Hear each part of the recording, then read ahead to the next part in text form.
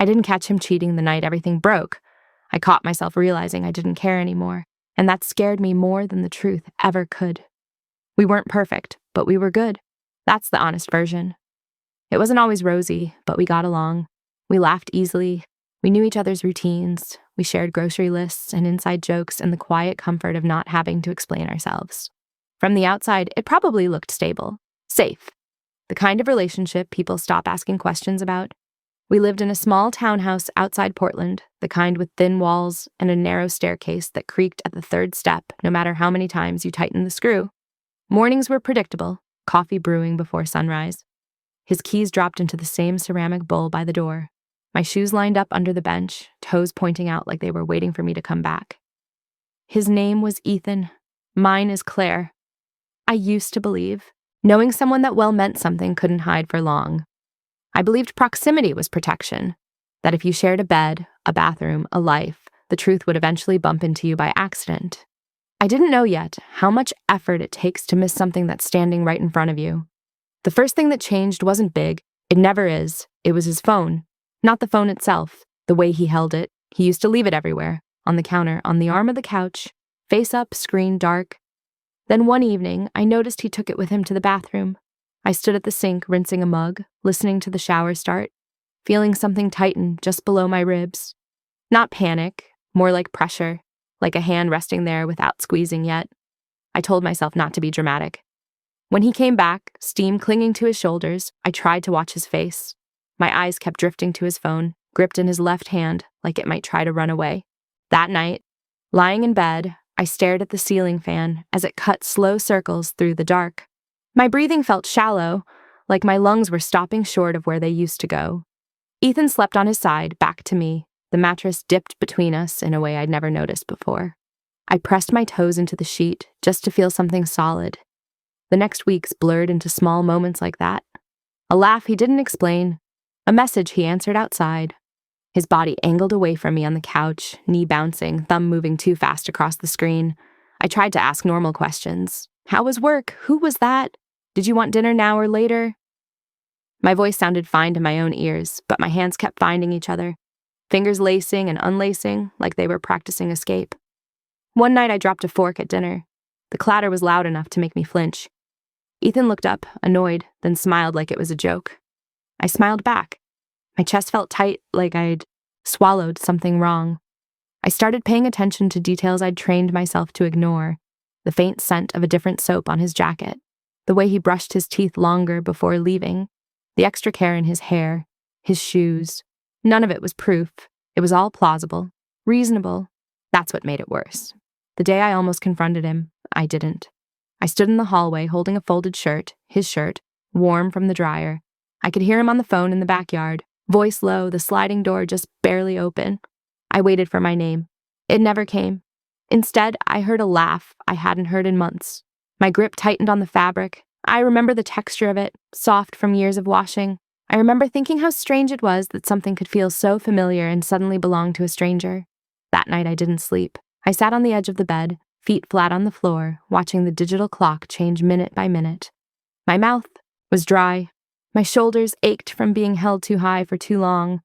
At some point, exhaustion turned into something colder. Clarity, maybe, or resignation. I realized something then that I didn't have words for yet. If I asked him, he'd lie. And if he lied, I'd have to decide whether to believe him. So I stopped asking. Instead, I watched. I learned the sound of his footsteps when he was relaxed versus when he was distracted. I noticed which nights he came home with his jaw tight, eyes too alert. I memorized the rhythm of our life like I was studying it for an exam I never wanted to take. There was a strange calm in that. My body still reacted, tight chest, restless hands, a constant hum of fatigue. But my mind slowed down. I stopped chasing reassurance. I stopped trying to fix things that weren't broken yet, at least not on the surface. I didn't know it then, but that was the moment everything shifted. Not because I had proof, but because I decided I didn't need it anymore. Watching someone without letting them know changes you. I became quieter without trying to. Not withdrawn, just lighter somehow, like I wasn't carrying my half of the relationship as tightly anymore. Ethan noticed, of course. He asked if I was okay. I said I was tired. That wasn't a lie. My body felt like it was running on a low battery that never quite charged. My legs were heavy by mid-afternoon. My hands sometimes shook when I held my phone too long. The first real crack came on a Tuesday. I remember because it was raining in that thin, annoying way that never commits. The house smelled like damp wood and coffee grounds. Ethan had left early, saying he had a meeting. His keys were gone from the bowl. His jacket wasn't on the hook. But his tablet was still on the kitchen counter. I didn't touch it at first. I walked past it twice, pretending to look for something else. The screen was dark, reflecting the ceiling light, like a flat, black eye. My heart was beating fast enough that I could feel it in my throat. I sat down at the table because standing felt unsteady, like my knees might fold without warning. I told myself I just wanted to move it somewhere safe.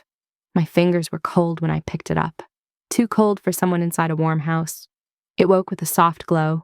No password. There wasn't a dramatic discovery. No explicit messages jumping out at me. What I found was worse in a quieter way.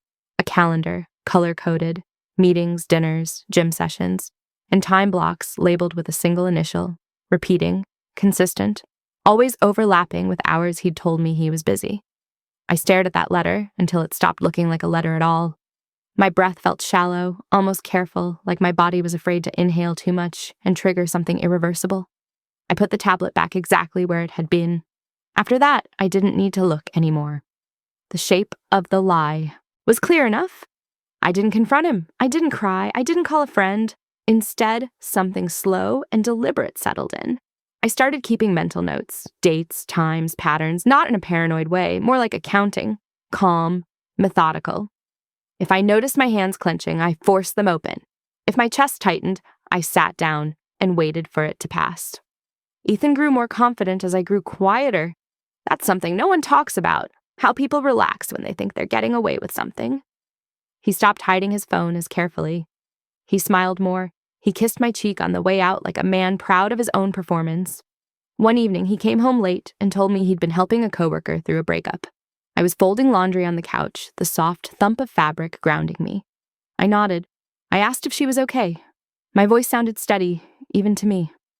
That night, lying next to him, I stared at the shadow his body cast against the wall.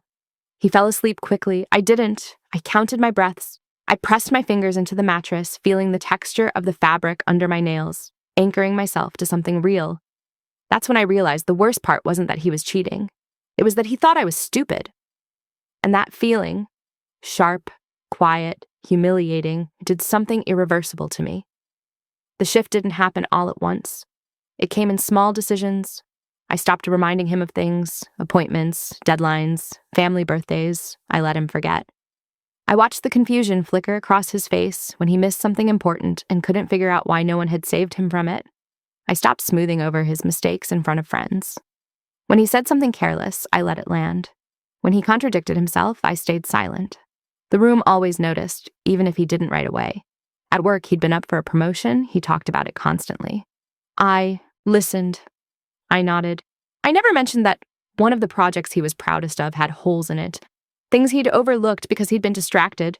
I assumed someone else would catch it. They did. The night he found out he hadn't gotten the position, he sat at the kitchen table staring at nothing. I stood at the sink washing dishes, the warm water running over my hands, grounding me again.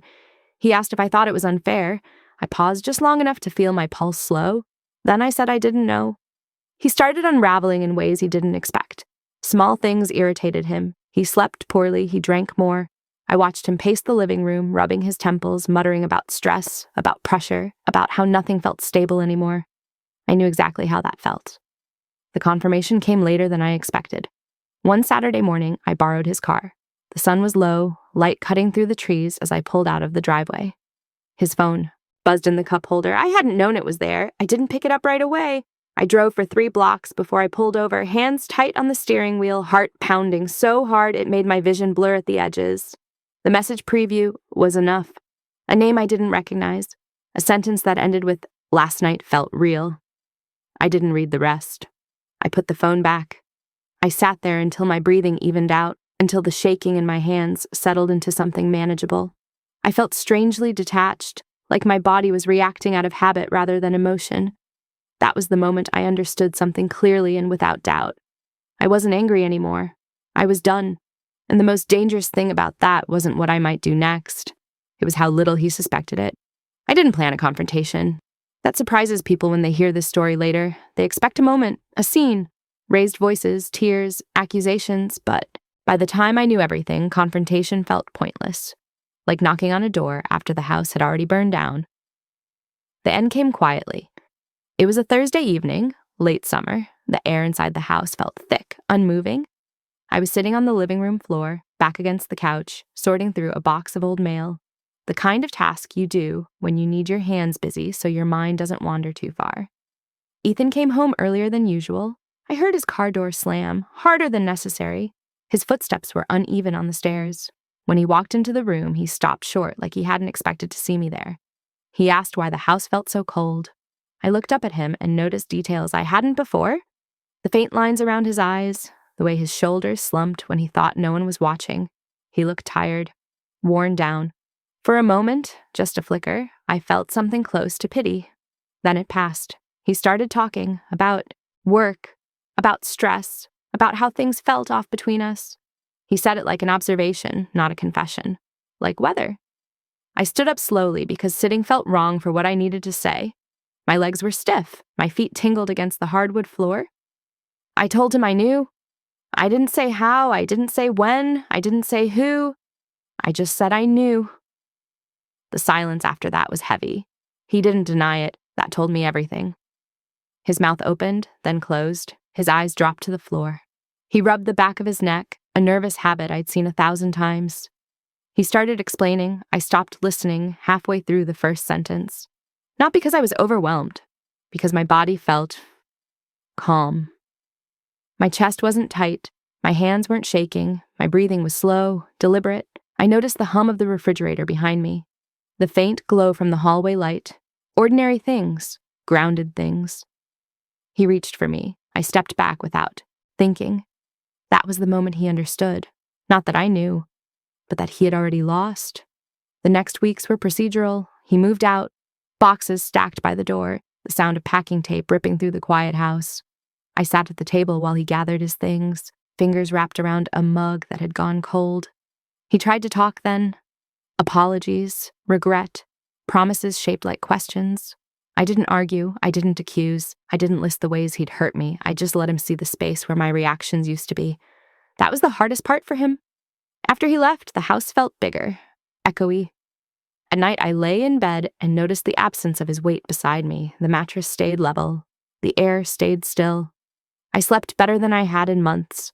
The fallout reached him slowly. Friends asked questions he couldn't answer without contradicting himself. His new relationship didn't survive the version of him that existed without. Secrecy. At work, the cracks widened. Stress became visible, then unavoidable. I didn't orchestrate any of it. I simply stopped protecting him from the consequences of his own choices. People sometimes call that revenge. I don't. Revenge implies effort, planning, a desire to hurt. What I did was step out of the way. Months later, I ran into him at a grocery store. The fluorescent lights were harsh. The aisles smelled like cleaning solution and fruit. He looked thinner. Tired in a way sleep doesn't fix. He asked how I was doing. I told him the truth. I said I was okay.